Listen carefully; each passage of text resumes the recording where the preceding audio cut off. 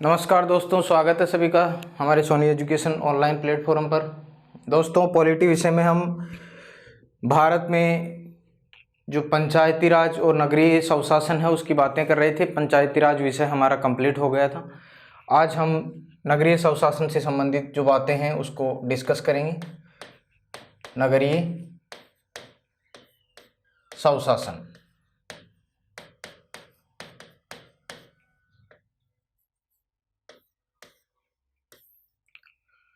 तो नगरीय स्वशासन की बात करें दोस्तों, आपको पता है भारत में 73वां और 74वां संविधान संशोधन अधिनियम पारित किया गया।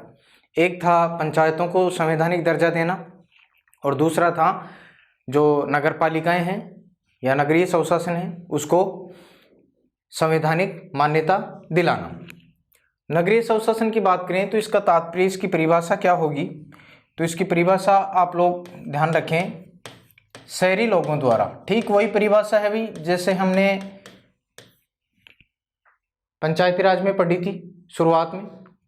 स्थानीय स्तर के शासन में ग्रामीण क्षेत्र की जनता को शासन में भागीदार बनाकर शासन करना ही क्या कहलाता है? स्थानीय स्वशासन कहलाता है। इसी प्रकार से शहरी लोगों द्वारा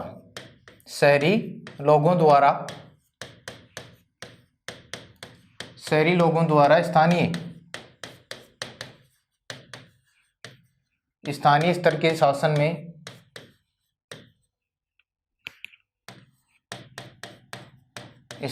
के शासन में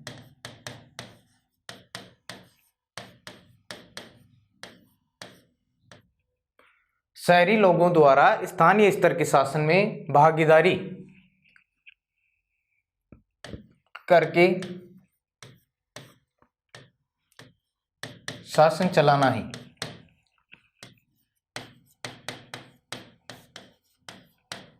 क्या कहलाता है भाई? नगरीय स्वशासन कहलाता है। नगरीय स्वशासन कहलाता है। निर्वाचन प्रक्रिया में भाग लेकर, बीच में आप ये भी जोड़ सकते हैं, शहरी लोगों द्वारा निर्वाचन प्रक्रिया में भाग लेकर स्थानीय स्तर के शासन में भागीदारी करके शासन चलाना ही क्या कहलाता है? नगरीय स्वशासन कहलाता है। अब देखिए, बात करें हमारे प्राचीन भारत में, अगर हमें नगरों के बारे में जब हम इतिहास पढ़ते हैं, हिस्ट्री में हमारा एक विषय आता है भाई मौर्य काल, उसके बाद गुप्त काल, गुप्तोत्तर काल। तो प्राचीन भारत में हमें जो नगरीय स्वशासन है, नगरों में किस प्रकार से शासन चलाया जाता था पुराने समय में, उसके जो प्रारंभिक हमें विवरण मिलते हैं, बिंदु प्राप्त होते हैं, वो हमें मेगस्थनीज से, प्राचीन भारत में मेगस्थनीज के विवरण में हमें स्थानीय स्वशासन या नगरीय स्थानीय स्वशासन के बारे में क्या मिलती है भाई? जानकारी मिलती है। मेगस्थनीज इंडिका पुस्तक लिखी थी इन्होंने भारत के संदर्भ में। तो प्राचीन भारत में मेगस्थनीज के विवरण में हमें नगरीय स्वशासन के बारे में जानकारी मिलती है। आगे बात करें हम आधुनिक भारत की। आधुनिक भारत में सबसे पहले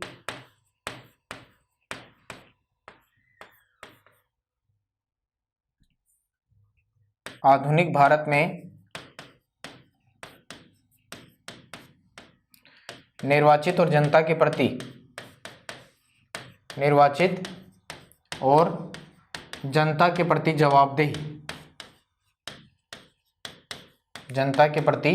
जवाबदेह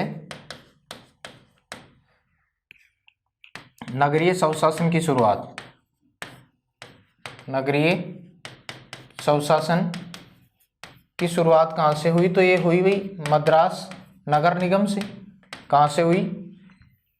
मद्रास नगर निगम।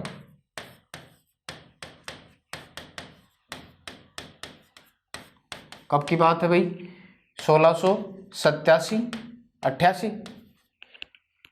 प्राचीन भारत में मेगस्थनीज के विवरण में हमने नगरीय जो इकाइयां हैं उसके बारे में जानकारी प्राप्त होती है। बात करें आधुनिक भारत की, तो आधुनिक भारत में निर्वाचित और जनता के प्रति जवाबदेही, स्वायत्त शासन या नगरीय स्वशासन, इसके स्थान पर आप ये शब्द भी जोड़ सकते हैं भाई, स्वायत्त शासन की व्यवस्था। स्वायत्त शासन की शुरुआत नगरीय स्वशासन के स्थान पर स्वायत्त शासन भी याद रख सकते हैं। भारत में आधुनिक भारत में निर्वाचित और जनता के प्रति जवाबदेह स्वायत्त शासन की शुरुआत कहाँ से मानी जाती है? मद्रास नगर निगम से मानी जाती है 1687-88 में। तो भारत में प्रथम नगर निगम की स्थापना कहाँ हुई थी भाई? मद्रास में। मद्रास नगर निगम कब स्थापित हुआ? 1687-88 में। उसके बाद में बम्बई और कलकत्ता नगर निगम स्थापित हुई थी। बम्बई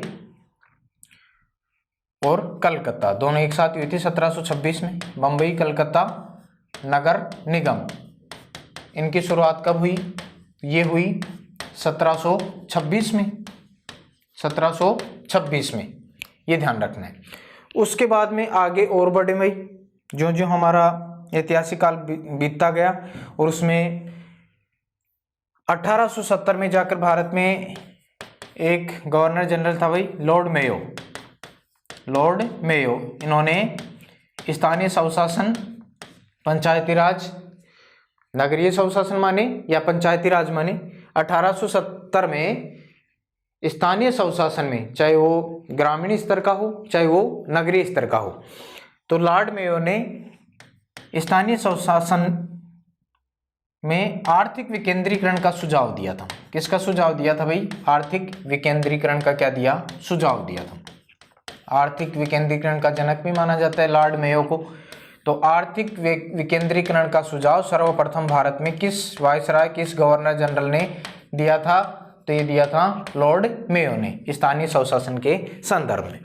उसके बाद में आप लोग ये बार बार पढ़ ही चुके हैं भाई, 1882 में भारत का गवर्नर जनरल या वायसराय लॉर्ड रिपन कौन था? Lord Ripon. तो लॉर्ड रिपन ने जिस प्रकार स्थानीय स्वशासन संबंधी कार्य ग्रामीण स्तर पर किए, उसी प्रकार नगरों में भी नगरीय स्वशासन संबंधी कार्य किए थे, संबंधी कार्य किए। तो स्थानीय स्वशासन या नगरीय स्वशासन या पंचायती राज का भारत में जो जनक कहलाता है वो कौन कहलाता है भाई? लॉर्ड रिपन कहलाता है। ये बात हम वहाँ पढ़ चुके हैं पंचायती राज में, तो ये बात यहाँ भी ध्यान रखेंगे। 1882 में लॉर्ड रिपन ने नगरीय स्वशासन संबंधी कार्य की थी। इस कारण नगरीय स्वशासन का पिता के रूप में जाने जाते हैं लॉर्ड रिपन। उसके बाद में भारत में भाई 1919 का अधिनियम, 1919 के अधिनियम में 1919 के अधिनियम में नगरीय स्वशासन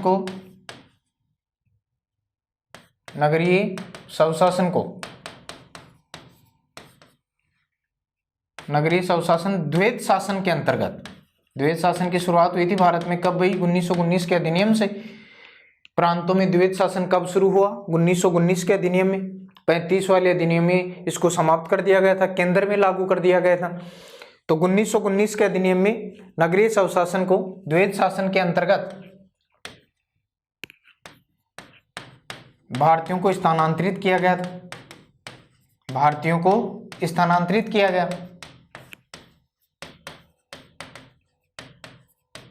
भारतीयों को स्थानांतरित किया गया और इस अधिनियम के अंतर्गत ही 1924 में, 1919 के अधिनियम के अंतर्गत ही 1924 में भारत में पहली बार छावनी परिषद, किसका गठन हुआ भाई? छावनी परिषद का गठन हुआ था। कंटोनमेंट बोर्ड जिसको कहा जाता है, छावनी परिषद का क्या हुआ? गठन हुआ। कब हुआ? 1924 में। कौन से अधिनियम के अंतर्गत हुआ था? तो 1919 के अधिनियम के अंतर्गत हुआ था। उसके बाद में आगे जाकर आपको पता है भाई, नगरीय स्वशासन को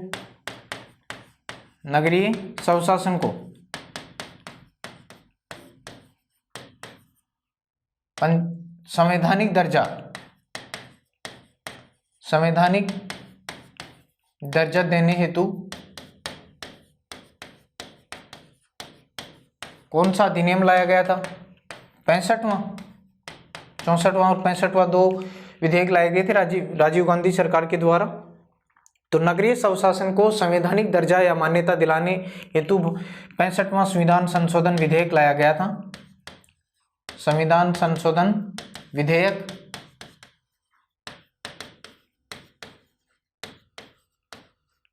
कब? 1989 में। लेकिन ये जो संवैधानिक दर्जा देने का प्रयास किया गया था 65वां संविधान संशोधन अधिनियम के अंतर्गत, ये प्रयास क्या रहा भाई? असफल रहा। क्या रहा? असफल।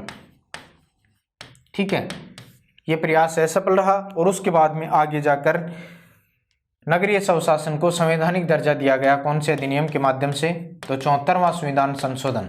74वां संविधान संशोधन, 74वां संविधान संशोधन अधिनियम 1992।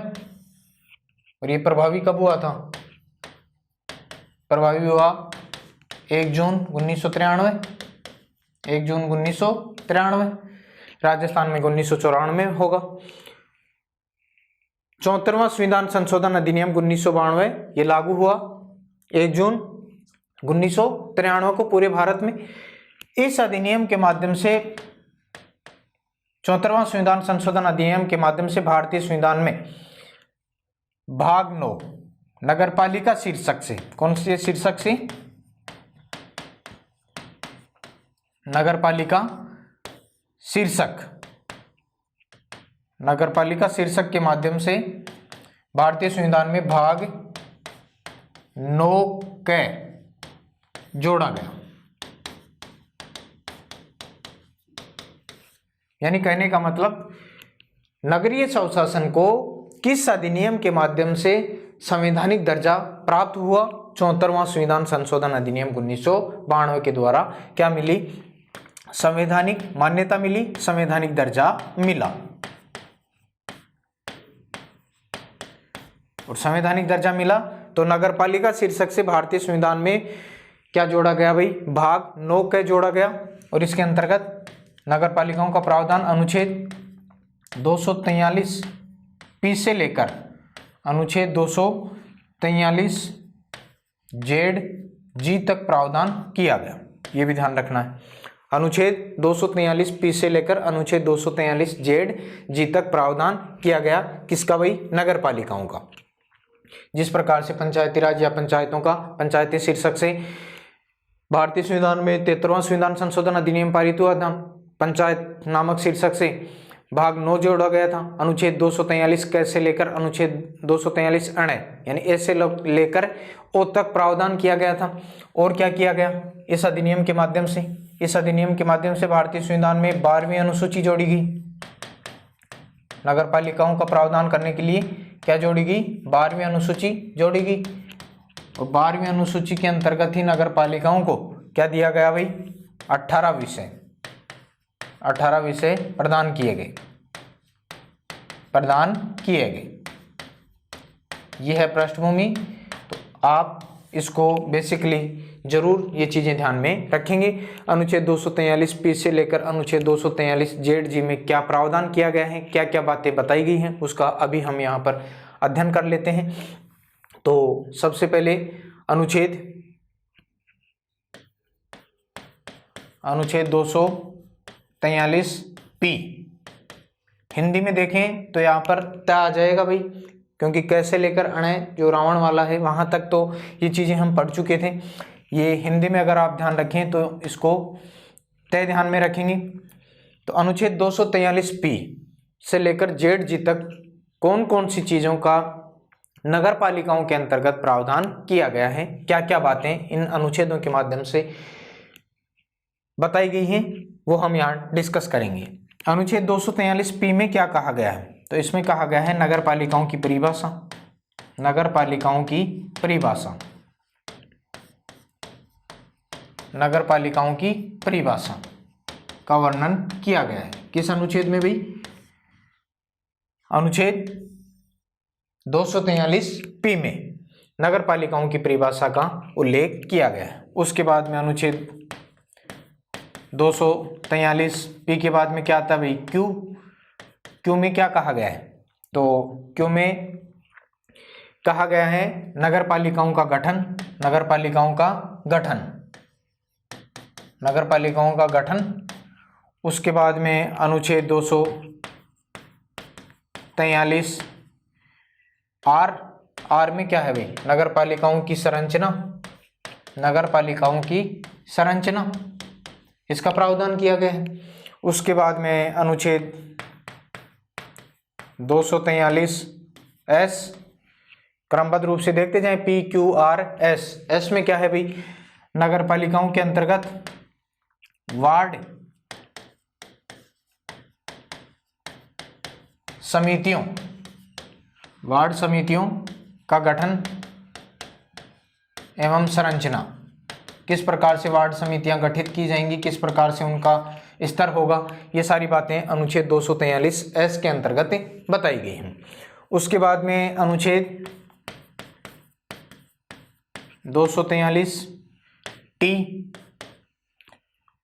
टी के अंतर्गत क्या बताया गया है, नगर पालिकाओं में आरक्षण, नगर पालिकाओं में आरक्षण।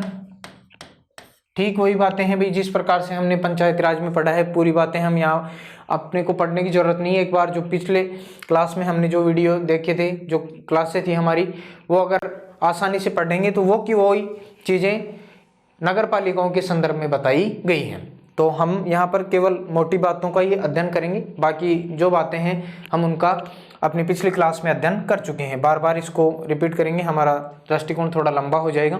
एक बार अगर आप पंचायती राज को ध्यानपूर्वक पढ़ेंगे तो वही बातें ठीक जिस प्रकार से ग्रामीण स्तर के शासन में लागू होती है, वो शहरी स्तर के शासन में भी वही बातें लागू होंगी।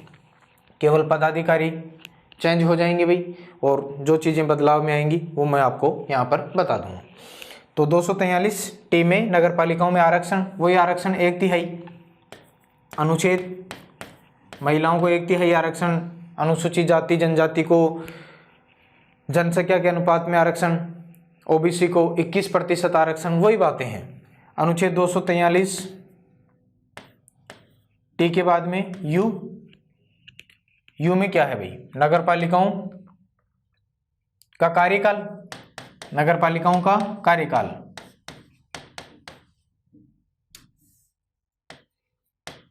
नगर पालिकाओं का कार्यकाल। 74वां संविधान संशोधन अधिनियम, देखिए एक बार यहाँ पर हम 74वां संविधान संशोधन अधिनियम 1992 के अंतर्गत नगरीय स्वशासन को किसका दर्जा मिला भाई, संवैधानिक दर्जा मिला। और क्या इनको किस नाम से पुकारा गया, नगर पालिका।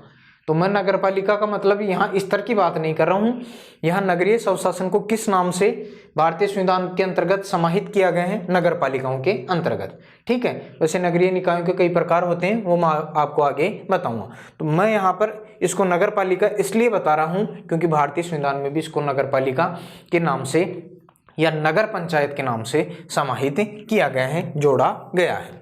अनुच्छेद 243 यू में नगर पालिकाओं का कार्यकाल, वही कार्यकाल भाई अनुच्छेद 243 यू में बताया गया है 5 वर्ष। यू के बाद में अनुच्छेद 243 वी, तो इसमें क्या है भाई, कार्यकाल के पश्चात नगर पालिकाओं की निर्हरताएं, क्या है, निर्हरताएं।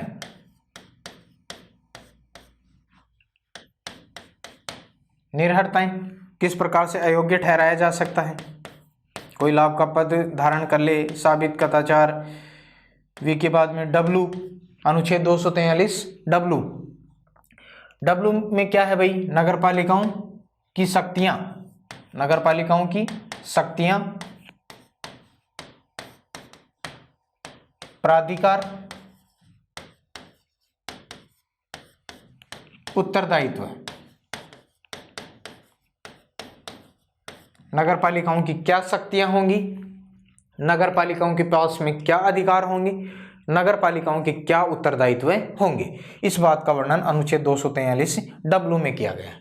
और ये पंचायती राज के संदर्भ में या ग्रामीण स्तर के शासन में बात करें तो 243 जी में था भाई यही बात। अनुच्छेद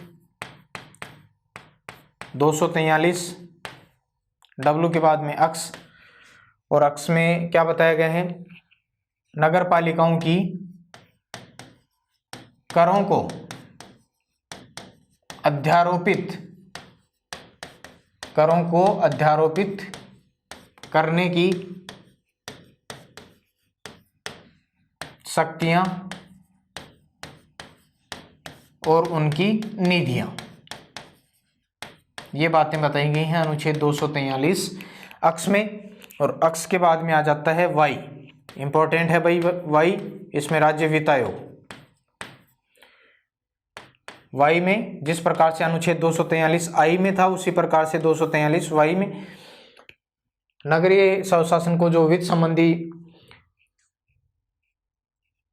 जो भी कार्य हैं वो राज्य नगर पालिकाओं के लिए राज्य वित्त आयोग, राज्य वित्त आयोग जो इनको वित्त का आवंटन करता है, राज्य वित्त आयोग 243 वाई में है। उसके बाद में अनुच्छेद 243 जेड में, अनुच्छेद 243 जेड, जेड में क्या है भाई, नगर पालिकाओं की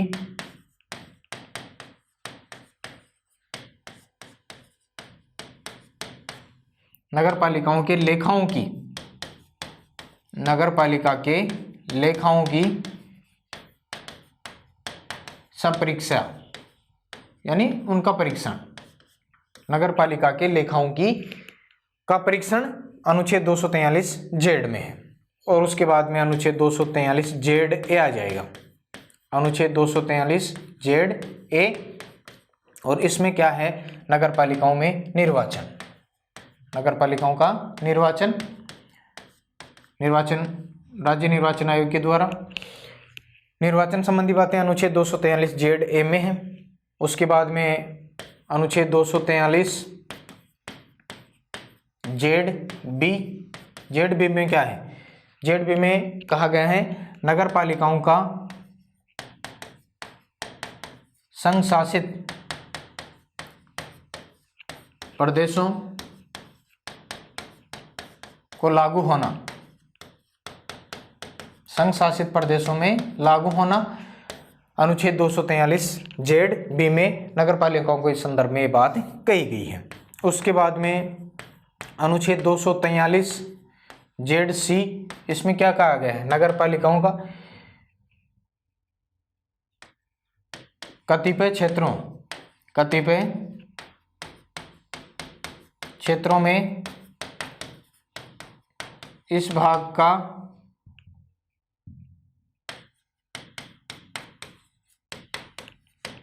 लागू नहीं होना, कुछ क्षेत्रों को छोड़कर इस भाग को लागू नहीं करना, ये संबंधी बातें हैं अनुच्छेद 243 जेड सी में, कोई इंपॉर्टेंट बात नहीं है। उसके बाद में ये आ जाता है इंपॉर्टेंट अनुच्छेद, इसकी बात हम कर चुके हैं भाई, अनुच्छेद 243 जेड डी, इसमें है जिला आयोजना समिति, जिला आयोजना समिति, जिला आयोजना समिति हम पिछले वाली क्लास में इसके बारे में अध्ययन कर चुके हैं। जिला आयोजना समिति संवैधानिक मान्यता दी गई है और इसका अध्यक्ष जिले में भाई जिला प्रमुख होता है, जो जिले में विकास कार्यों के क्रियान्वयन हेतु गठित की जाती हैं।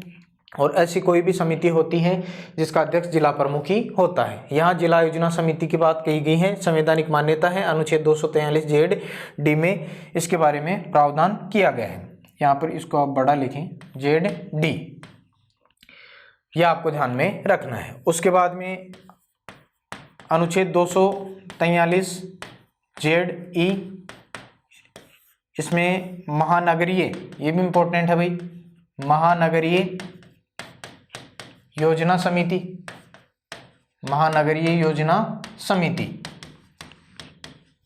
महानगरीय योजना समिति। और इस महानगरीय योजना समिति में ये ध्यान रखेंगे 2/3 सदस्य स्थानीय निकायों से आते हैं। कहाँ से आते हैं भाई, स्थानीय निकायों से, स्थानीय निकायों से 2/3 सदस्य कहाँ से आते हैं, स्थानीय निकायों से आते हैं। ठीक है, यह आपको ध्यान में रखना है। जिला आयोजना समिति में, जिला आयोजना समिति हम पढ़ी थी, तो भाई जिला आयोजना समिति में 25 सदस्य होते हैं लगभग, और 25 में से 20 सदस्य स्थानीय स्वशासन से आते हैं, और इसमें 3 सदस्य पदेन सदस्य होते हैं और 2 सदस्य मनोनीत होते हैं राज्य सरकार के द्वारा। ठीक उसी प्रकार से महानगरीय योजना समिति में 2/3 सदस्य कहाँ से आते हैं, ये स्थानीय निकायों से आते हैं, नगर पालिकाओं की। उसके बाद में अनुच्छेद 243 जेड एफ, इसमें क्या कहा गया है, इसमें कहा गया है विद्यमान विधियों पर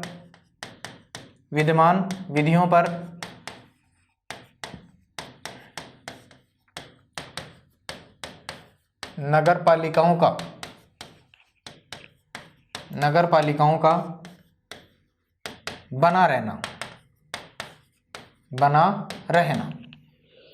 और आपका एक अनुच्छेद और रह गया है भाई, अनुच्छेद 243 जेड जी, ये अंतिम आ गया। और इसमें क्या कहा गया है, निर्वाचन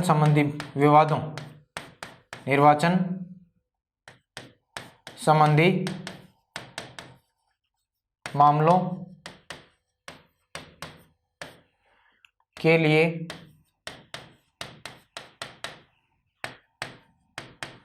न्यायपालिका के हस्तक्षेप का उल्लेख या वर्णन किया गया। तो ये बातें हैं भी, मेरे ख्याल से आपको किसी प्रकार की यहाँ तक कोई दिक्कत होनी नहीं चाहिए। एक बार मैं आपको पुनः रिपीट करवा देता हूँ। हम बात कर रहे थे भारत में नगरीय स्वशासन की। नगरीय स्वशासन आज हमारा विषय था। और नगरीय स्वशासन के अंतर्गत आप ध्यान रखेंगे, शहरी लोगों द्वारा स्थानीय स्तर के शासन में भागीदारी करके शासन करना ही क्या कहलाता है, नगरीय स्वशासन कहलाता है। निर्वाचन प्रक्रिया में भाग लेकर। प्राचीन भारत में अगर बात करें नगरों के बारे में, नगरीय शासन के बारे में हमें जो जानकारी मिलती है वो मेगास्थनीज के विवरण में मिलती है हमें। आधुनिक भारत में सबसे पहले हमें इस बारे में जो जानकारी मिलती है वो मद्रास नगर निगम से मिलती है। भारत में पहली बार किसी नगर निगम की शहरों में अगर स्थापना हुई तो मद्रास नगर निगम में हुई 1687-88 में। निर्वाचित और जनता के प्रति जवाबदेह है, स्वायत्त शासन की शुरुआत यहाँ से ही मानी जाती है। और उसके बाद में बम्बई और कलकत्ता नगर निगम की स्थापना कब हुई, 1726 में। और स्थानीय स्वशासन के संदर्भ में 1870 में लॉर्ड मेयो ने आर्थिक विकेंद्रीकरण का सुझाव दिया था। 82 में लॉर्ड रिपन आए भाई, भारत के वायसराय 80 से 84 तक रहे थे। नगरीय स्वशासन संबंधी इन्होंने कार्य किए थे। जिस प्रकार से जिला बोर्ड तालुका परिषद गठित किए, इसी प्रकार नगरों में भी इस प्रकार की व्यवस्था की थी इन्होंने। इस कारण नगरीय स्वशासन का पिता कह सकते हैं आप इनको। उसके बाद में 1919 के अधिनियम में नगरीय स्वशासन को द्वैध शासन के अंतर्गत भारतीयों को स्थानांतरित किया गया था। और 1919 के अधिनियम के अंतर्गत ही भारत में पहली बार कंटोनमेंट बोर्ड यानी छावनी परिषद का गठन किया गया। नगरीय स्वशासन को संवैधानिक दर्जा देने के लिए भारत में पहली बार प्रयास किया गया था राजीव गांधी सरकार के द्वारा। 65वां संविधान संशोधन विधेयक लेकर आई थी सरकार, लेकिन लोकसभा विघटित हो गई और उसके पश्चात ये विधेयक भी क्या हो गया था, समाप्त हो गया था। जो किया गया प्रयास था वो क्या रहा था, असफल रहा था। और उसके बाद में नगर पालिकाओं को, नगरीय स्वशासन को संवैधानिक दर्जा दिया गया। 74वां संविधान संशोधन अधिनियम 1992 के अंतर्गत 1 जून 1993 को यह अधिनियम प्रभावी हुआ था भारत में। और भारत में नगर पालिका शीर्षक से भारतीय संविधान में भाग 9 का जोड़ा गया। अनुच्छेद 243 से अनुच्छेद 243 जेड जी तक नगर पालिकाओं संबंधी प्रावधान किया गया। भारतीय संविधान में 12वीं अनुसूची जोड़ी गई और नगर पालिकाओं को या नगरीय स्वशासन को 18 विषय प्रदान किए गए, 18 विषय जोड़े गए, 18 कार्य आवंटित किए गए। उसके बाद में हम अनुच्छेद 243 पी से लेकर अनुच्छेद 243 जेड जी तक अध्ययन करेंगे कौन कौन सी चीज़ों के बारे में प्रावधान किया गया। तो अनुच्छेद 243 पी में नगर पालिकाओं की परिभाषा के संदर्भ में बातें कही गई हैं। क्यू में नगर पालिकाओं का गठन, आर में नगर पालिकाओं की संरचना कैसी होगी, एस में वार्ड समितियों का गठन और उनकी संरचना, टी में नगर पालिकाओं में आरक्षण, यू में उनका कार्यकाल, वी में निर्हरताएं किस प्रकार से अयोग्य ठहराए जा सकते हैं, साबित किए जा सकते हैं सदस्य, डब्ल्यू में नगर पालिकाओं की शक्तियां, प्राधिकार, उत्तरदायित्व, नगर पालिकाओं के करों को अध्यारोपित करने की जो शक्तियां हैं, उनकी निधियां हैं, उसके बारे में प्रावधान अनुच्छेद 243 अक्ष में किया गया है। वाई में राज्य वित्त आयोग जो इन संस्थाओं को वित्त आवंटित करने के लिए सिफारिश करता है राज्य सरकार को। 243 जेड में नगर पालिकाओं के लेखाओं का परीक्षण किस प्रकार से होता है उसका प्रावधान किया गया है। अनुच्छेद 243 जेड ए में निर्वाचन के बारे में कहा गया है। जेड बी में संघ शासित प्रदेशों को लागू होने इस भाग का। जेड सी में कतिपय क्षेत्रों का में इस भाग का लागू नहीं होना। जिला योजना समिति यहाँ पर आप देख ही रहे हैं। जेड ई में महानगरीय योजना समिति है। दोनों साथ में ध्यान रखेंगे, दोनों को संवैधानिक मान्यता है और इसमें 2/3 सदस्य कहाँ से आते हैं, स्थानीय निकायों से आते हैं। और जेड एफ कोई विशेष बात नहीं है, विद्यमान विधियों पर नगर पालिकाओं का बना रहना। और जेड जी में निर्वाचन संबंधी मामलों के लिए न्यायपालिका के हस्तक्षेप का वर्णन किया गया है अनुच्छेद 243 जेड जी में। अब हम बात करते हैं भाई भारत में जो नगरीय निकाय हैं उसके प्रकार किस प्रकार से हैं। तो हम ज़्यादातर भाई जो नगरीय निकायों की जो प्रकार हैं वो पढ़ते हैं। एक पढ़ते हैं सबसे पहले नगर निगम, नगर निगम। उसके बाद में आप पढ़ते हैं नगर परिषद, नगर परिषद। और उसके बाद में पढ़ते हैं नगर पालिका। इनको 74वां संविधान संशोधन अधिनियम के अंतर्गत नगर पालिकाओं को नगर पंचायत भी कहा गया है। जिस प्रकार गांवों में पंचायत होती है उसी प्रकार नगरों की जो पंचायत होती है वो नगर पालिका होती है। ज़्यादातर हम इन्हीं चीज़ों के बारे में अध्ययन करते हैं भाई, नगर निगम, नगर परिषद, नगर पालिका। यही हमारा कहने का मतलब पढ़ने का जो विषय है हम इसको यहीं तक केंद्रित रखते हैं। जब हम पंचायती राज पढ़ते हैं, ग्रामीण स्तर का शासन पढ़ते हैं, गांव का शासन, तो भी 3 स्तरीय ध्यान में रहते हैं। सबसे निचला स्तर ग्राम पंचायत, मध्य का स्तर पंचायत समिति, सबसे ऊपर का जिला परिषद। ठीक उसी प्रकार निचला स्तर नगर पालिका शहरों का, बीच का नगर परिषद और सबसे ऊपर वाला नगर निगम। लेकिन इसके अलावा भी भाई और प्रकार हैं। कौन कौन से प्रकार हैं तो आपने कब नाम सुना होगा छावनी बोर्ड, छावनी परिषद। अभी हम पढ़ रहे थे भाई छावनी 1919 के अधिनियम के अंतर्गत 1924 में स्थापना हुई छावनी परिषद। सैन्य परिवार, सामान्य परिवार यहाँ पर रहते हैं। भारत सरकार के रक्षा मंत्रालय के अंतर्गत ये आता है भाई, ठीक है। और बातें करेंगे इनके बारे में। इसके अलावा और क्या होता है छावनी परिषद, विशेष उद्देश्य निकाय, विशेष उद्देश्य निकाय या अभिकरण। इसके अलावा पोर्ट ट्रस्ट, बंदरगाह क्षेत्र, पोर्ट ट्रस्ट संसद के द्वारा गठन किया जाता है इनका। और इसके अलावा कस्बा क्षेत्र समिति, कस्बा क्षेत्र समिति, टाउन एरिया कमेटी। और एक होता है अधिसूचित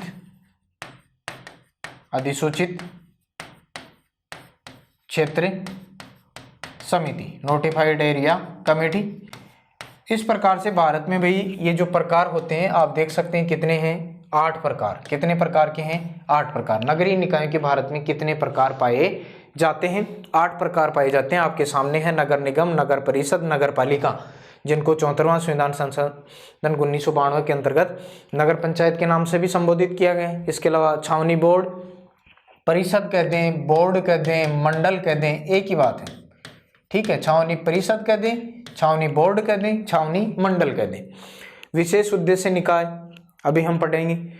पोर्ट ट्रस्ट, बंदरगाह जो एरिया होता है क्षेत्र समिति, कस्बा क्षेत्र समिति या शहरी क्षेत्र समिति, टाउन एरिया कमेटी, अधिसूचित क्षेत्र समिति, भारत सरकार के राजपत्र में इनका प्रकाशन करना जरूरी है भाई, नोटिफाइड एरिया कमेटी जिसको माना जाता है। अब हम इनको एक एक प्रकार पढ़ेंगे।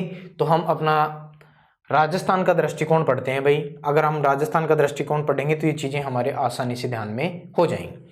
तो सबसे पहले नगर निगम, नगर परिषद और नगर पालिका या जो नगर पंचायत है इनके बारे में आप पढ़ेंगे। तो सबसे पहले राजस्थान में आपका हेडिंग है राजस्थान में नगरीय स्वशासन।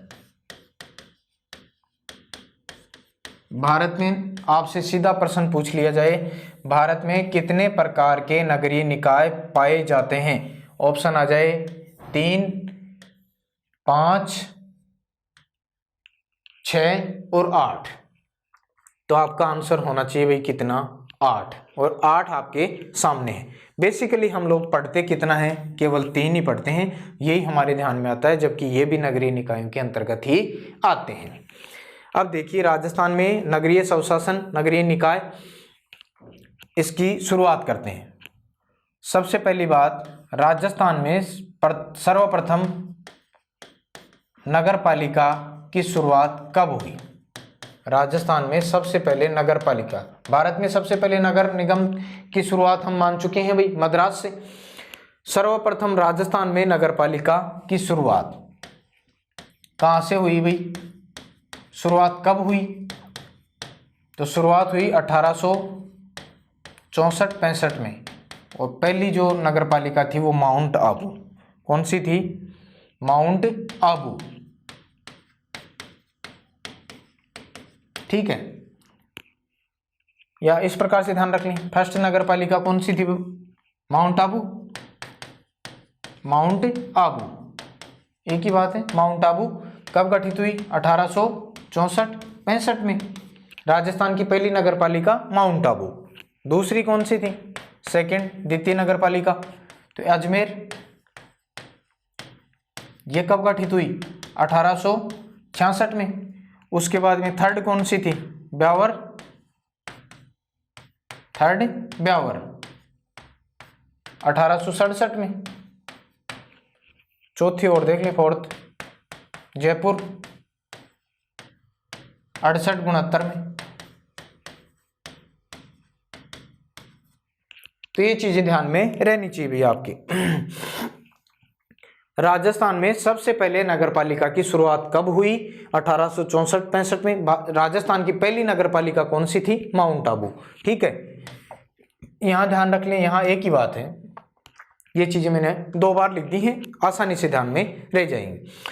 दूसरी जो नगर पालिका है वो अजमेर 1866 में। तीसरी नगर पालिका ब्यावर 1867 में स्थापित हुई और चौथी नगर पालिका जयपुर में स्थापित हुई 1868-69 में। अब देखिए, जब हमारा देश आज़ाद हुआ तो आज़ाद होने के पश्चात भारत में हमारे राजस्थान राज्य ने, राजस्थान कस्बा नगर पालिका, कस्बा नगर पालिका अधिनियम पारित किया था 1991। अधिनियम कब पारित किया भाई? 1951 में, सॉरी 1951। राजस्थान कस्बा नगर पालिका अधिनियम कब पारित किया था? 1951 में पारित किया था। और उसके बाद में आगे जाकर 1959 में पंचायती राज लागू होगा भाई भारत में। तो राजस्थान नगर पालिका अधिनियम, राजस्थान नगर पालिका अधिनियम ये कब पारित हुआ? तो ये 1959 में। कब पारित हुआ? 1959 में पारित हुआ। और आगे जाकर फिर आपको पता है भारत में भाई 74वां संविधान संशोधन, भारत में 74वां संविधान संशोधन, भारत में 74वां संविधान संशोधन अधिनियम 1992 पारित हुआ। ये बात हम भारत की कर रहे हैं, राजस्थान का इसका अलग अधिनियम बनेगा भाई। भारत में 74वां संविधान संशोधन अधिनियम 1992 पारित हुआ। कब प्रभावी हुआ? 1 जून 1993 को। एक भारतवर्ष में लागू हो गया, लेकिन राजस्थान ने थोड़ा इंतजार किया भाई। राजस्थान ने इस संदर्भ में आगे जाकर कानून बनाया। राजस्थान ने राजस्थान नगरीय निकाय अधिनियम, राजस्थान नगरीय निकाय अधिनियम पारित किया 1994 पारित किया राजस्थान ने, राजस्थान नगरीय निकाय अधिनियम 1994। और इस ये कब लागू हुआ? 1 जून 1994। इसका कुछ भाग 9 अगस्त 1994 को भी लागू हुआ था, लेकिन अधिकतर आप 1 जून 1994 ध्यान में रखें। तो राजस्थान नगरीय निकाय अधिनियम कब पारित हुआ था, यह आपके ध्यान में रहना चाहिए। ठीक है, पहले वाले जो अधिनियम पारित किए गए थे वो निष्प्रभावी हो गए और इसके अंतर्गत नगर पालिकाओं को आपको पता है संवैधानिक दर्जा दिया गया था। 1 जून 1994 को ये पारित हो गया और यही व्यवस्था, इसके अंतर्गत जो वर्तमान नगर पालिका का जो स्वरूप है, नगरीय निकायों का जो स्वरूप है, वर्तमान में भारतवर्ष में प्रचलित है। अब देखिए, हम नगरीय जो निकाय हैं उसके 3 प्रकार पहले देख लेते हैं। एक तो है नगर निगम,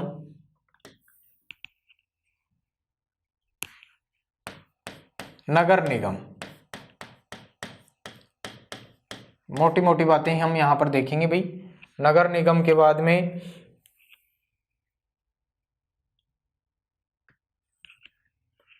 दूसरा प्रकार आता है आपका नगर परिषद।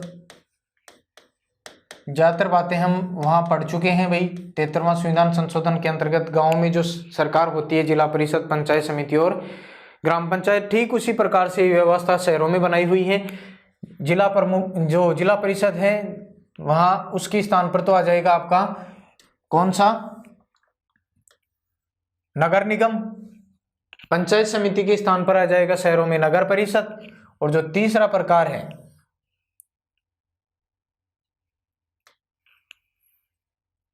यहां आ जाएगा नगर पालिका। नगर पालिका, ये लीजिए, इनको नगर पंचायत भी 74वां संविधान संशोधन अधिनियम के अंतर्गत कहा गया। नगर निगम, नगर परिषद और नगर पालिका, इन तीनों का हम कंपैरिजन में जो प्रमुख बातें हैं उसका अध्ययन करेंगे भाई। अब देखिए, सबसे पहले एक बीच में बात रह गई भाई हमारी, यहाँ तक हम बात कर चुके हैं 1 जून 1994 को राजस्थान में राजस्थान नगरीय निकाय अधिनियम पारित किया गया। अब देखिए, हमारी राजस्थान ने फिर इसके बाद में आगे जाकर इसमें संशोधन किया। कब? 2009 में, 2009 में, ठीक है। और 1994 वाले अधिनियम के स्थान पर काम करने लग गया कौन सा अधिनियम, 2009 का। उसके बाद में इसमें और संशोधन किया गया 2019 में। इसमें जो नगर पालिका, नगर परिषद, नगर निगम, या कह सकते हैं नगरीय निकाय में जो पदाधिकारी होते हैं, राजनीतिक पदाधिकारी, उनका जो निर्वाचन है, क्या किया गया, संशोधन किया गया। और संशोधन किस बात के लिए, निर्वाचन हेतु। इनका जो निर्वाचन है वो किस प्रकार से होगा, प्रत्यक्ष रूप से। जो महापौर वगैरह है, महापौर, उसका चुनाव किस प्रकार से होगा, प्रत्यक्ष रूप से। लेकिन इस व्यवस्था में फिर अगले साल ही बदलाव किया गया 2020 में। वर्तमान समय में यही प्रचलित है। निर्वाचन किस प्रकार से होगा भाई, अप्रत्यक्ष। और हाल ही में चुनाव हुए भी हैं, हाल ही में चुनाव हुए हैं नगर पालिकाओं के, नगरीय निकायों के, नगर निगम के चुनाव हुए हैं। 6 नगर निगम के चुनाव हुए हैं भाई राजस्थान में। जयपुर के 2 बना दिए गए, कोटा के 2 बना दिए गए, जोधपुर के 2 बना दिए गए।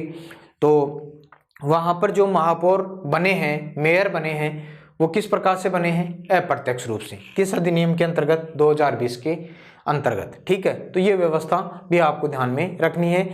वर्तमान में जो मेयर मान लीजिए, सभापति मान लीजिए, नगर पालिका चेयरमैन मान लीजिए, उनका चुनाव किस प्रकार से होता है, अप्रत्यक्ष रूप से होता है। ये आपको ध्यान में रखना। अब हम तीनों को कंपैरिजन में पढ़ेंगे भाई। तो सबसे पहले आप ध्यान रखें, नगर निगम, नगर निगम, उसके बाद में नगर परिषद, नगर परिषद, और नगर परिषद के बाद में नगर पालिका।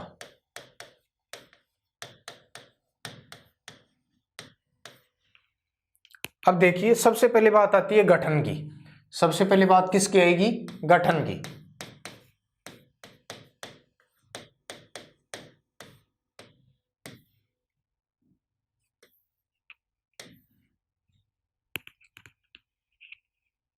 सर्वप्रथम हमारा टॉपिक आता है,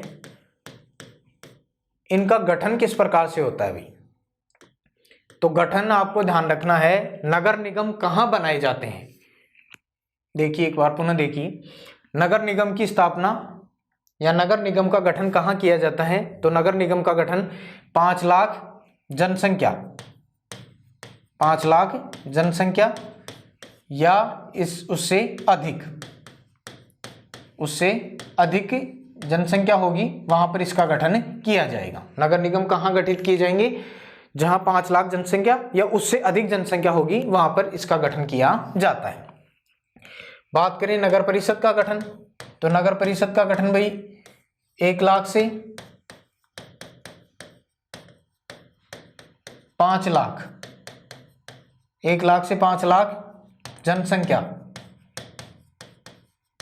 पर नगर परिषद का क्या किया जाता है, गठन किया जाता है। नगर पालिकाएं, तो नगर पालिकाओं की बात करें तो नगर पालिकाएं कहाँ गठित की जाती हैं भाई। आप अपने आसपास देखते होंगे 20,000 20,000 से लेकर 1 लाख, 1 लाख जनसंख्या पर किसका गठन किया जाता है? नगर पालिकाओं का गठन किया जाता है। तो ये ध्यान रखना है, तीनों स्तर आपको किस प्रकार से गठित होती हैं। नगर पालिकाएं भाई छोटी भी हो सकती हैं, मध्यम स्तर की भी, बड़ी भी हो सकती हैं। इनके भी 3 प्रकार होते हैं। जो नगर पालिका सेकंड होती है वो 20,000 से लेकर, ये नगर पालिका जो बड़ी नगर पालिका होती है, सबसे छोटी नगर पालिका होती है वो 20,000 से लेकर 25,000 तक, 25,000 से लेकर 50,000 तक थोड़ी मध्यम स्तर की नगर पालिका, और 50 से लेकर 1 लाख तक की जो जनसंख्या होती है वहां पर बड़े स्तर की नगर पालिका गठित की जाती है। नगर परिषद आसानी से याद रहने वाली बातें हैं। 1 लाख से लेकर 5 लाख जनसंख्या पर इनका गठन किया जाता है, और नगर निगम 5 लाख या उससे अधिक जनसंख्या होगी वहां पर इसका गठन किया जाएगा। अब देखिए, नगर निगम में जो पदाधिकारी होते हैं,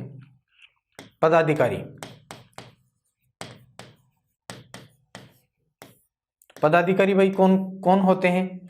तो पदाधिकारी 2 प्रकार के होते हैं। एक तो होता है प्रशासनिक पदाधिकारी, प्रशासनिक मुखिया, और एक होता है राजनीतिक मुखिया। राजनीतिक मुखिया, प्रशासनिक जो मुखिया होता है वो कौन होता है भाई? नगर निगम आयुक्त होता है। नगर निगम का आयुक्त, भारतीय प्रशासनिक सेवा का अधिकारी, IAS लेवल का अधिकारी होता है प्रशासनिक मुखिया। राजनीतिक मुखिया कौन होता है? तो ये होता है महापौर, अंग्रेजी में इसको मेयर कहते हैं, महापौर, ठीक है। और इसके जो सहयोगी होते हैं वो उपमहापौर, ठीक है। और साथ में नगर जो होते हैं सदस्य, पार्षद के नाम से जाने जाते हैं। तो मुख्य रूप से पदाधिकारी की बात करेंगे, प्रशासनिक मुखिया होता है नगर निगम का आयुक्त, भारतीय प्रशासनिक सेवा का अधिकारी, कमिश्नर जिसको माना जाता है, आयुक्त को कमिश्नर कह सकते हैं आप। राजनीतिक मुखिया महापौर होता है, अंग्रेजी में इसको मेयर बोलते हैं। उप महापौर और सदस्य राजनीतिक मुखिया के अंतर्गत ये इसके सहयोगी होते हैं महापौर के। यहाँ कौन होंगे पदाधिकारी? तो यहाँ भी वही है भाई, यहाँ भी आयुक्त कमिश्नर ही होगा,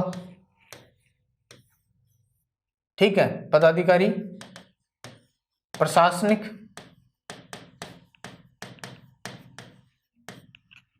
और ये राजनीतिक।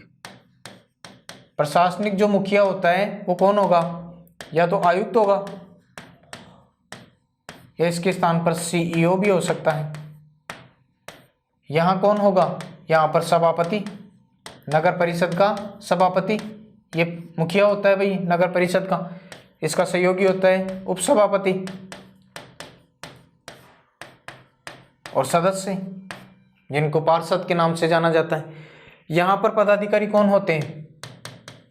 तो यहाँ पर पदाधिकारी भी वही 2 प्रकार के, एक तो होता है प्रशासनिक मुखिया, नगर पालिका का प्रशासनिक मुखिया आपका ज़्यादातर काम भी पड़ता है भाई इन लोगों से। कई बार कोई किसी प्रमाण पत्र की आवश्यकता होती है, किसी प्रकार की निविदा, विज्ञप्ति, अधिसूचना, ये सारी जारी करने का काम आयुक्त वगैरह ही करते हैं। प्रशासनिक मुखिया इसका क्या कहलाता है भाई? EO, अधिशासी अधिकारी, हिंदी में इसको अधिशासी अधिकारी कहा जाता है, एग्जीक्यूटिव ऑफिसर। और राजनीतिक मुखिया कौन होता है? चेयरमैन, नगर पालिका अध्यक्ष, ठीक है। ये आपको ध्यान में रखना है। बस यही फर्क है हमारी जिला परिषद, पंचायत समिति और ग्राम पंचायत के ढांचे में, और नगर निगम, नगर परिषद और नगर पालिका के ढांचे में। यहाँ पदाधिकारियों के जो पदनाम हैं वो थोड़े अलग हैं भाई। जिस प्रकार से नगर निगम का प्रशासनिक मुखिया आयुक्त होता है, यहाँ पर भी आयुक्त या CEO कहलाएगा, और नगर पालिका में EO यानी अधिशासी अधिकारी कहलाएगा। और ये राजनीतिक मुखिया जिनको जनता के द्वारा प्रत्यक्ष या अप्रत्यक्ष रूप से चुना जाता है, नगर निगम का महापौर कहलाता है, मेयर नगर परिषद का सभापति कहलाता है, और नगर पालिका का नगर पालिका अध्यक्ष या चेयरमैन कहलाता है। अब देखिए, भाई जो प्रशासनिक होते हैं ये तो राज्य सरकार की तरफ से, ये भाई अलग अलग सेवा के अधिकारी होते हैं, क्योंकि इनका तो कोई चुनाव होता नहीं है, इनकी नियुक्ति होती है। ठीक है, चुनाव होते हैं राजनीतिक मुखिया के। ठीक है, इनका जो निर्वाचन होता है, इनका निर्वाचन किस प्रकार से होगा भाई? सदस्य तो होते हैं प्रत्यक्ष रूप से। ठीक है, यहां पर भी यही बात हो जाएगी, यहां पर भी यही बात हो जाएगी। ठीक है, तीनों में जो ये मुखिया होते हैं, चाहे जो पदाधिकारी होंगे, इनमें जो सदस्य होते हैं, सदस्यों का चुनाव कैसे होगा? प्रत्यक्ष रूप से, जनता के द्वारा। यहां पर भी ऐसे ही होगा और यहां पर भी इसी प्रकार से। बात करते हैं महापौर की और उप महापौर की। इनका चुनाव कैसे होगा? अप्रत्यक्ष, यानी जनता अपने मत का इस्तेमाल करती है सदस्यों को चुनने में, और ये सदस्य मिलकर महापौर और उप महापौर दो पदाधिकारी अपने में से चुनेंगे भाई। ठीक है, तो ये आपको ध्यान में रखना है, किसके संदर्भ में? महापौर उप महापौर के संदर्भ में। और यहाँ पर भी यही बात हो जाएगी और यहाँ पर भी यही बात हो जाएगी, यानी यहाँ पर चेयरमैन और उप चेयरमैन होते हैं, अध्यक्ष या उपाध्यक्ष, इनका चुनाव सदस्य करेंगे, और इसी प्रकार से सभापति उप सभापति होते हैं, इनके चुनाव भी कौन करेंगे? सदस्य ही करेंगे। सदस्यों का चुनाव जनता करेगी। ठीक है, यहाँ हम देख चुके हैं, ये निर्वाचन होता है सदस्यों का प्रत्यक्ष रूप से, चाहे नगर निगम हो, चाहे नगर परिषद हो, चाहे नगर पालिका हो, तीनों में सदस्य किस प्रकार से? डायरेक्ट जनता के द्वारा चुन कर आते हैं। लेकिन जो मुखिया होते हैं, यहाँ महापौर होता है, यहाँ पर सभापति होता है, यहाँ पर चेयरमैन होता है, इन तीनों का चुनाव अप्रत्यक्ष रूप से सदस्यों में से किया जाता है। ठीक है, और दूसरा पदाधिकारी उप महापौर होता है, उसका भी चुनाव किस प्रकार से होगा? अप्रत्यक्ष रूप से।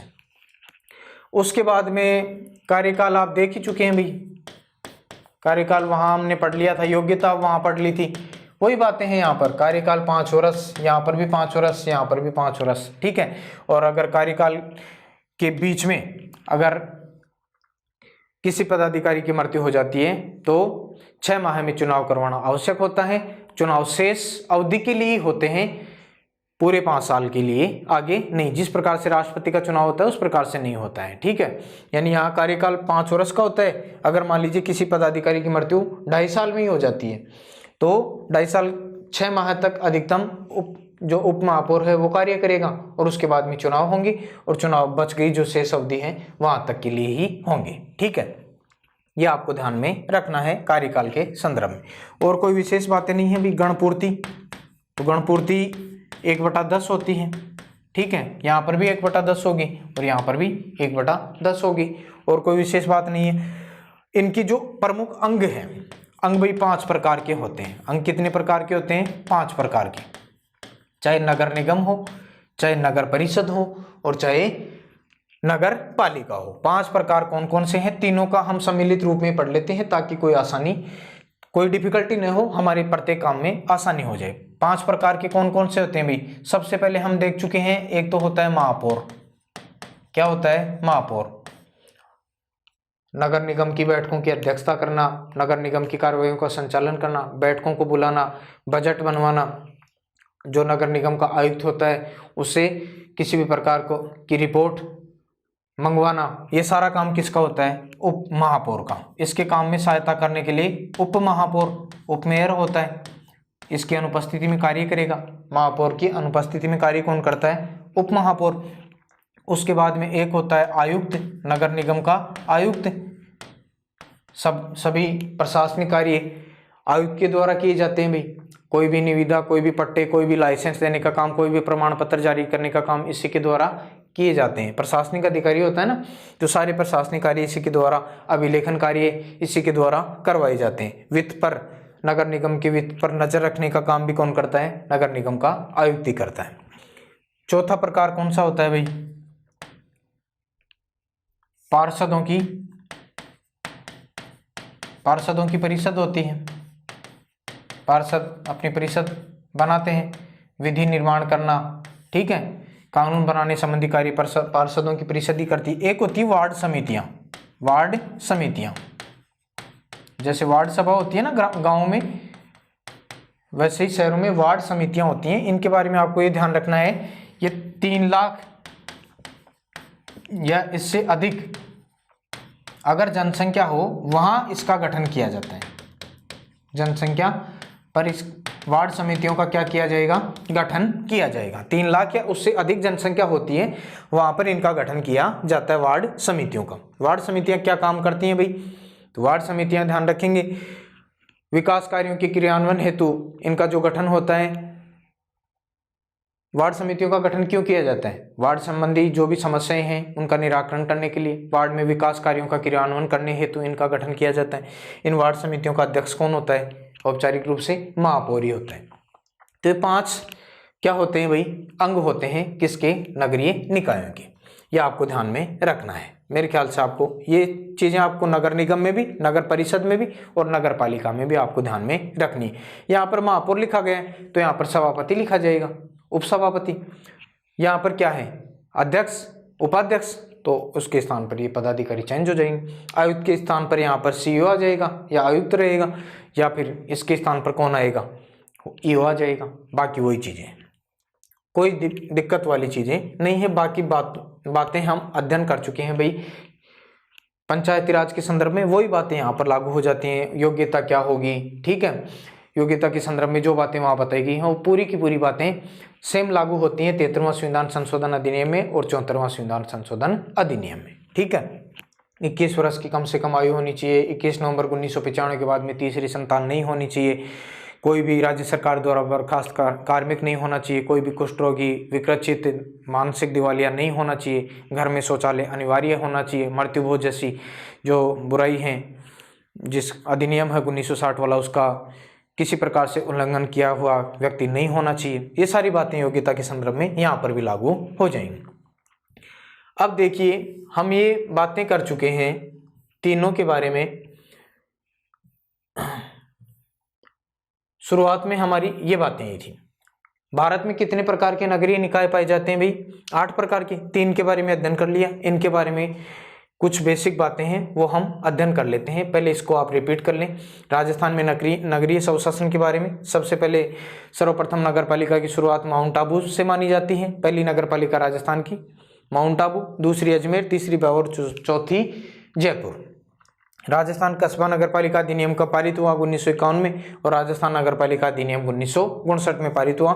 फिर संवैधानिक दर्जा दिया गया, तब जाकर राजस्थान में भी राजस्थान नगरीय निकाय अधिनियम पारित किया गया। इसमें संशोधन किया गया 2009 में। 19 में संशोधन हुआ कि नगर निगम के जो नगर पालिकाओं के राजनीतिक पदाधिकारी होते हैं उनका चुनाव किस प्रकार से होगा, प्रत्यक्ष रूप से। लेकिन फिर 2020 में पुनः बदलाव किया गया, निर्वाचन किस प्रकार से हुआ है, अप्रत्यक्ष रूप से, ठीक है। यह आपको ध्यान में रखना है अभी। उसके बाद में नगर निगम, आपको पता है भाई वर्तमान में गठन 5 लाख जनसंख्या, उससे अधिक जनसंख्या पर नगर निगम गठित किए जाते हैं। नगर परिषद 1 लाख से 5 लाख जनसंख्या पर गठित होते हैं। नगर पालिकाएं 20,000 से 1 लाख जनसंख्या पर गठित होती हैं। पदाधिकारी हम बात कर ही चुके हैं। उसके बाद में यहाँ पर कार्यकाल, गणपूर्ति वगैरह देख चुके हैं। अंग देख चुके हैं 5 प्रकार के, महापौर, उप महापौर, आयुक्त, पार्षदों की परिषद, वार्ड समितियाँ, ये 5 प्रकार के प्रमुख अंग होते हैं। और ये भी ध्यान रखेंगे भाई नगर निगम, राजस्थान में नगर निगम कितने हैं, तो नगर निगम वर्तमान में 10 हैं भाई। पहले वाले आप 7 ध्यान नहीं रखेंगे, वर्तमान में नगर निगम कितने हैं, 10 हैं। क्यों, क्योंकि जयपुर के 2 बना दिए गए, जयपुर में 2 बना दिए गए। एक तो Jaipur heritage, Jaipur greater city, Jaipur heritage, Jaipur heritage, ठीक है। उसके बाद में और देखें तो जोधपुर में 2 बना दिए गए। जोधपुर में 2 नगर निगम है भाई, जोधपुर नॉर्थ, जोधपुर दक्षिण। कोटा, कोटा में भी 2 बना दिए गए, कोटा उत्तर और कोटा दक्षिण। ये हो गए 6। 2 जयपुर में हो गए, जयपुर ग्रेटर, हाल ही में चुनाव हुए हैं, सौम्या गुज्जर यहाँ से महापौर बनी है भाई। जयपुर हेरिटेज, मुनेश गुज्जर बनी है यहाँ से। जोधपुर उत्तर, जोधपुर दक्षिण, कोटा उत्तर, कोटा दक्षिण, तो 6 तो ये हो गए नगर निगम। और बाकी आप ध्यान नहीं रख लेंगे। अजमेर, अजमेर के अलावा बीकानेर, उदयपुर और भरतपुर, ये 10 हो गए नगर निगम वर्तमान में हैं। तो 6 ये और 4 ये 10। नगर परिषद कितनी है? नगर परिषद ये 34 है, ध्यान रखना। नगर पालिकाएं, नगर पालिकाएं कितनी है भाई? 188। कितनी है? 188। 212 होने जा रही हैं ये सारे नगरीय निकाय, तो आप ये ध्यान में रखेंगे भाई। तो ये हमारा विषय यहाँ तक क्या होता है, कंप्लीट होता है। उसके बाद में कुछ जो प्रमुख बातें हैं, राजस्थान में जो नगरीय निकाय हैं वो 5 प्रकार के होते हैं। बाकी भारत वाले में हम पढ़ रहे थे, वो चीज़ें हमारी रह गई भाई, तो हम यहाँ देख लेते हैं। भारत के संदर्भ में हम नगर निगम का अध्ययन कर चुके हैं,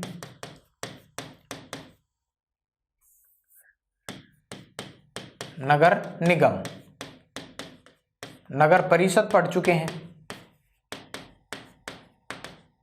और नगर पालिका, ये तीनों हमारे आ चुके हैं। इसके बाद में जो बच गई चीजें वो कौन कौन सी हैं? अभी हम भारत के बारे में बात कर रहे थे ना, 8 प्रकार के नगरीय निकाय होते हैं। तो एक होता है आपका छावनी बोर्ड, छावनी परिषद, छावनी मंडल, एक ही बात करें सर्वप्रथम गठन कब हुआ? 1924 में, ठीक है। और छावनी बोर्ड कहाँ गठित किए जाते हैं? सैन्य परिसर में, सैन्य जो एरिया होता है वहां पर। तो यहाँ पर छावनी बोर्ड किन के लिए? यहाँ पर सैन्य परिवार, इसके अलावा सामान्य परिवार भी यहाँ पर रहते हैं भाई, सामान्य परिवार इनके लिए गठित किए जाते हैं छावनी एरिया में, ठीक है। कैंटीन वगैरह आपने नाम सुना होगा, वहाँ पर गठित की जाती है। इसका जो अध्यक्ष होता है वो कौन होता है? कमांडिंग ऑफिसर, अंग्रेजी में सीओ।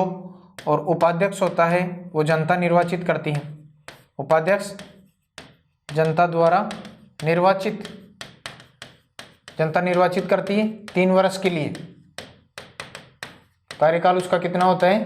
3 वर्ष का, ठीक है। और छावनी बोर्ड जहां गठित किए जाते हैं वहां पर जो सदस्य होते हैं वो 2 प्रकार से होते हैं। सदस्य कितने प्रकार से होते हैं? 2 प्रकार से, एक तो मनोनीत होते हैं और एक होते हैं निर्वाचित, जनता द्वारा 3 वर्ष के लिए ये निर्वाचित होते हैं, ठीक है। और ये जो छावनी बोर्ड होता है भारत सरकार के रक्षा मंत्रालय के अंतर्गत कार्य करता है, रक्षा मंत्रालय के रक्षा विभाग के अधीन कार्य करता है, यह आपको ध्यान में रखना है। राजस्थान में उदाहरण देख सकते हैं छावनी बोर्ड का, नसीराबाद। राजस्थान में छावनी बोर्ड कहाँ है भाई? नसीराबाद में, ठीक है। 1818 में इसका गठन हुआ था, तो ये आपको ध्यान में रखना है। छावनी बोर्ड एक प्रकार ये हो गया, 3 हम पढ़ ही चुके हैं। 1924 में गठन हुआ, सैन्य परिवार, सामान्य परिवार यहाँ पर निवास करते हैं। इसका अध्यक्ष कमांडिंग ऑफिसर होता है, उपाध्यक्ष जनता द्वारा 3 वर्ष के लिए निर्वाचित होता है, सदस्य मनोनीत और निर्वाचित होते हैं, रक्षा मंत्रालय के अधीन कार्य करते हैं। राजस्थान में उदाहरण देख लेंगे तो नसीराबाद। उसके बाद में एक प्रकार होता है कौन सा? विशेष उद्देश्य, विशेष उद्देश्य निकाय या अभिकरण, विशेष उद्देश्य निकाय। इसका राजस्थान में अगर आप उदाहरण देखें तो राजस्थान में ये 2 प्रकार के होते हैं। एक तो होता है विकास प्राधिकरण, विकास प्राधिकरण, और एक होता है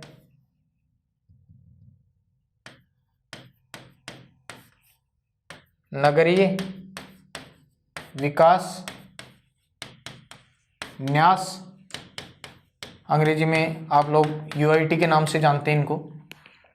विकास प्राधिकरण राजस्थान में 3 प्रकार के, 3 है भाई। एक तो है Jaipur Vikas Pradhikaran, Jaipur JDA, Jaipur Development Authority, Jodhpur Vikas Pradhikaran. एक और बना है 2013 में अजमेर, ठीक है। 1988 में गठित हुआ, 2008 में गठित हुआ, 2013 में। उदाहरण है।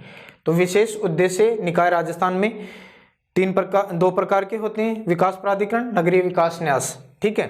ये आपको ध्यान में रखना है भाई। उसके बाद में एक होता है भाई आपका पोर्ट ट्रस्ट। क्या होता है? Port trust. पोर्ट ट्रस्ट, बंदरगाह क्षेत्र समिति, हिंदी में इसको बंदरगाह क्षेत्र समिति के नाम से जान सकते हैं। पोर्ट ट्रस्ट संसद के द्वारा गठन किया जाता है इनका, संसद द्वारा क्या किया जाता है, गठन। संसद, हमारी भारत की संसद इनका गठन करती है। पोर्ट ट्रस्ट क्यों गठित किए जाते हैं, तो बंदरगाहों की सुरक्षा करना, बंदरगाहों की सुरक्षा करना, बंदरगाहों की सुरक्षा करना। और इसके अलावा बंदरगाहों पर जो नागरिक हैं उनको सुविधाएं देना, नागरिकों को सुविधाएं देना, सुविधाएं उपलब्ध करवाना। इस कारण से इनका गठन किया जाता है। तो ये 6 प्रकार हो गए भाई, छठवां हो गया, ठीक है, पोर्ट ट्रस्ट। उसके बाद में एक होता है कस्बा क्षेत्र समिति, कस्बा क्षेत्र समिति। कस्बा क्षेत्र समिति क्या होती है, तो कस्बा क्षेत्र समिति टाउन एरिया कमेटी, कोई विशेष बातें नहीं है। एक होता है अधिसूचित, क्या होता है, अधिसूचित क्षेत्र समिति, अधिसूचित क्षेत्र समिति, नोटिफाइड एरिया कमेटी, अधिसूचित क्षेत्र समिति। इसमें सभी मनोनीत सदस्य होते हैं भाई। और ये ध्यान रखेंगे, भारत के राजपत्र में, भारत के राजपत्र में इसका प्रकाशन जरूरी है, भारत के राजपत्र में प्रकाशन जरूरी होता है अधिसूचित क्षेत्र समिति का। ये कहाँ गठित की जाती है भाई, ऐसा क्षेत्र जो नगरपालिका, ऐसा क्षेत्र जो नगरपालिका बनने की शर्तों को, बनने की शर्तों को पूरा नहीं करता हो, पूरा नहीं करता हो, वहां पर ये गठित किए जाते हैं। और ये भी ध्यान रखेंगे, ऐसे क्षेत्र ये नगरपालिका बनने की शर्तों को पूरा अगर नहीं कर रहे हैं तो वो क्षेत्र क्या कहलाते हैं, अधिसूचित क्षेत्र समिति या नोटिफाइड एरिया कमेटी के नाम से जाना जाता है। और वो क्षेत्र औद्योगिकीकरण, औद्योगिकीकरण के कारण क्या होते हैं, विकासशील होते हैं। ऐसे क्षेत्र औद्योगिकीकरण के कारण क्या होते हैं, विकासशील होते हैं, ठीक है। भीलवाड़ा, भिवाड़ी, अलवर में ये ऐसे क्षेत्र अधिसूचित क्षेत्र समिति के अंतर्गत आते हैं। औद्योगिकीकरण के कारण विकासशील क्षेत्र, मनोनीत सदस्य होते हैं सारे के सारे, भारत के राजपत्र में इनका प्रकाशन आवश्यक है। तो नगरपालिका बनने की शर्तों को पूरा करता हो और औद्योगिकीकरण पूरा नहीं करता हो, वो क्षेत्र अधिसूचित क्षेत्र समिति के नाम से जाना जाता है। और औद्योगिकीकरण के कारण ऐसा क्षेत्र क्या होता है, विकासशील होता है। तो मैं आपसे एक प्रश्न पूछता हूँ, राजस्थान में नगरीय निकाय कितने प्रकार के हैं? तो मेरे ख्याल से आपका दृष्टिकोण ज्यादातर का होगा 3 प्रकार के। 3 गलत है, राजस्थान में नगरीय निकाय 5 प्रकार के हैं। देखिए कौन कौन से हैं भाई, ये नीचे वाले तो है नहीं, पोर्ट ट्रस्ट, ये तीनों बिल्कुल नहीं है। ऊपर वाले आपको ध्यान में रखने हैं, छावनी बोर्ड भी है, नसीराबाद उदाहरण देखा था ना, और ये विशेष उद्देश्य निकाय भी हैं, जयपुर, जोधपुर, अजमेर। तो 5 प्रकार के ध्यान रखेंगे, नगर पालिका, नगर परिषद, नगर निगम और छावनी बोर्ड और विशेष उद्देश्य निकाय। राजस्थान में 5 प्रकार के नगरीय निकाय कार्य करते हैं। 3 ध्यान में नहीं रखना है, 5। भारत में 8 प्रकार के, ये तीनों नीचे वाले और जुड़ जाएंगे भी। तो दोस्तों थोड़ा दृष्टिकोण हमारा लंबा हो गया आज की क्लास का। नगरीय निकाय से संबंधित जो प्रमुख बातें थी, जो डिस्कशन था हमारा पूरा होता है। नेक्स्ट जो क्लास होगी उसमें हम जो प्रमुख भारत के या राज्य के जो आयोग हैं, संवैधानिक या सांविधिक आयोग, उनके बारे में अध्ययन करेंगे। तो फिलहाल के लिए हम अपने विषय को यहाँ पर समाप्त करते हैं। धन्यवाद, मिलते हैं अगली क्लास में।